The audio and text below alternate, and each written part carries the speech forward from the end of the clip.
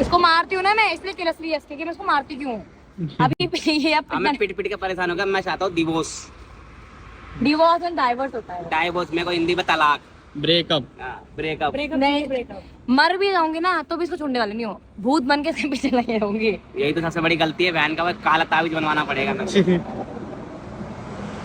क्यों कर दो यार तुम ऐसा? यार तुम मुझे सुनो, कभी मैं कुछ गलती करूँ ना तो मुझे समझाया करो। क्या समझाऊं? तुम्हारा हक है मेरे ऊपर, तुम समझते अपना हो? हक जताया करो। तुम समझते हो? अब शायरी मार रही है यहाँ पे खड़े होके।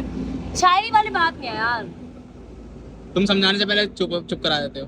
भाई मैं हूँ मुंहफट, मैं कुछ भी बोल देती हूँ। अब तो सुन तो लिया हमेशा करो। बोल के मैं कुछ भी बोल दूं, भाई सुन लिया करो। नहीं, वो सुन लेंगे। मुंह फट है, कहीं उड़ जा चल।